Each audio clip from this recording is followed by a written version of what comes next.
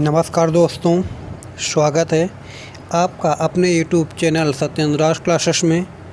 जैसा कि आपको मालूम है कि इस टाइम हम आपको फिज़िक्स के क्वेश्चन सॉल्व करा रहे हैं, जो बहुत इम्पोर्टेंट टाइप के क्वेश्चन हैं, अक्सर एग्ज़ाम में पूछे गए हैं और पूछे जाने की संभावना फिर पाई जा रही है। क्वेश्चन कैसे होते हैं कमेंट्स करके बताइएगा, ठीक है। चलिए तो देखते हैं आज पहला क्वेश्चन। आज का पहला क्वेश्चन है, पृथ्वी की सतह पर एक लड़के का भार 600 न्यूटन है, तो उसका भार चांद पर क्या होगा। तो चांद पर क्या होगा बताइए, क्या होगा। तो क्या होगा, 600 न्यूटन होगा। देखो यहाँ पर भार पूछा गया है, अगर पूछा जाता द्रव्यमान क्या होगा, ठीक है। अगर पूछा जाता 600 न्यूटन उसका द्रव्यमान है, तो चंद्रमा पर उसका द्रव्यमान कितना होगा। तो एक बात समझ लो कि द्रव्यमान में कोई परिवर्तन नहीं होता है, ठीक है।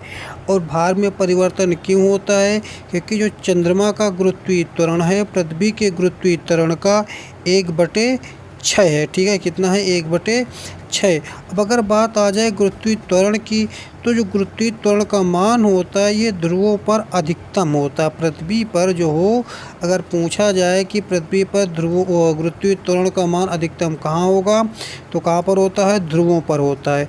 और सबसे कम कहाँ होता है, विषुवत रेखा कहें या भूमध्य रेखा कहें।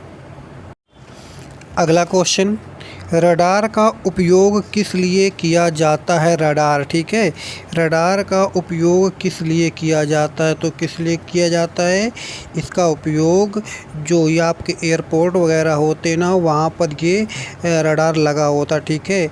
तो इसमें क्या होता है, जहाज़ों और वायुयानों को जो पता लगाने के लिए, अगर कहीं क्रैश हो गए, हाईजैक वगैरह हो जाते, तो उनका पता लगाने के लिए रडार का उपयोग किया जाता है।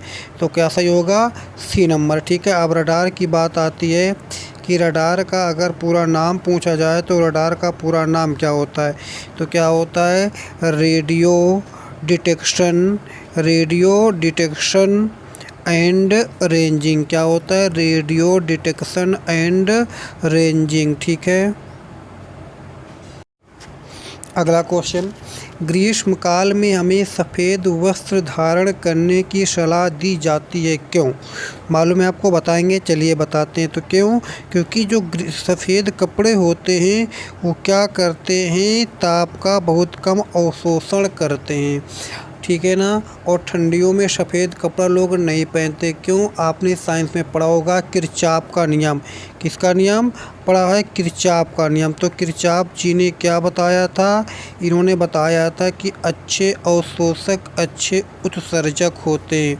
जो चीज़ जल्दी गर्म हो जाती है वही चीज़ जल्दी ठंड भी होती है, ठीक है। हाँ, अगला क्वेश्चन लिखा है, एक अंतरिक्ष यात्री पृथ्वी तल की तुलना में चंद्र तल पर अधिक ऊंची छलांग लगा सकता है, क्यों।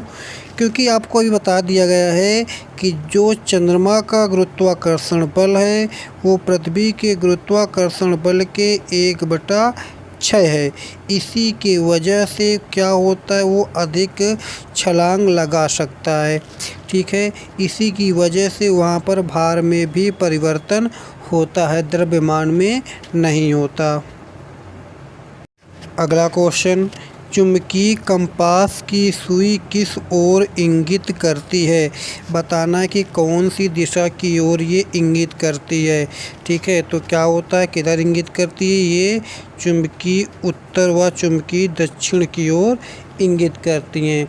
जो ट्रेवलर होते हैं ना, ठीक है, जो फॉरेनर हो, मतलब जो लोग यात्रा करते हैं, एक देश से दूसरे देश जाते हैं या जो समुद्री यात्रा करते हैं, वो इस सुई का यूज करते हैं, ठीक है। अगला क्वेश्चन है, विबग्योर स्पेक्ट्रम का संबंध किससे है।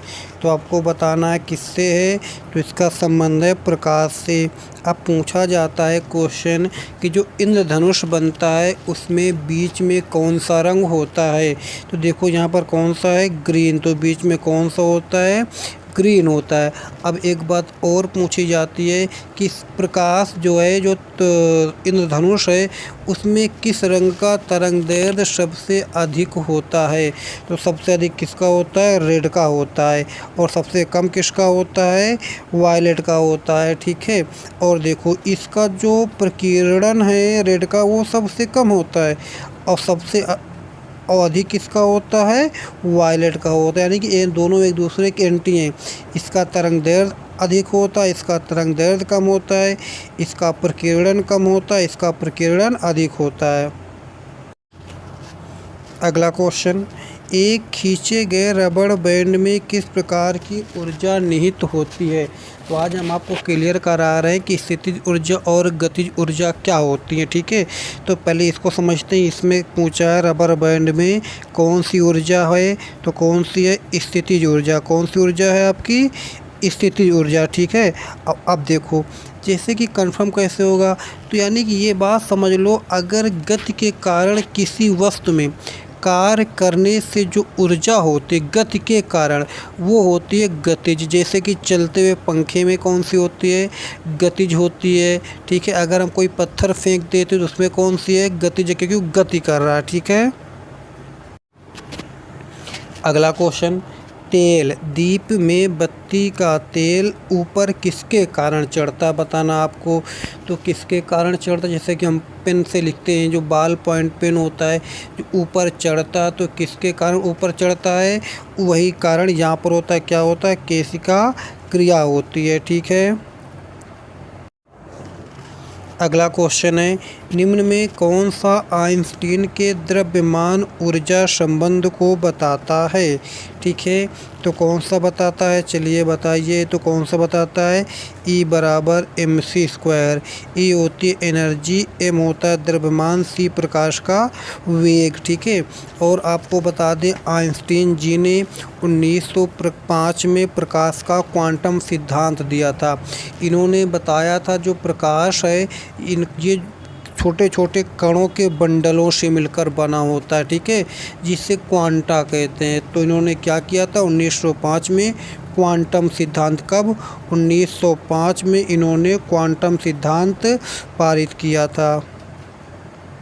आज की क्विज का लास्ट क्वेश्चन लिखा है, निम्न में कौन सा उपकरण नमी नापने के लिए प्रयोग किया जाता है?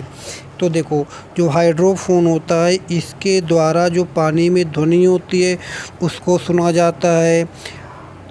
हाइड्रोमीटर से जो भी द्रव होते हैं, चाहे वो दूध हो, तेल हो, कोई भी द्रव टाइप के जो द्रव्य होते हैं, उनका सापेक्षिक जो घनत्व होता है वो मापा जाता है। तो हाइग्रोमीटर से क्या होता है?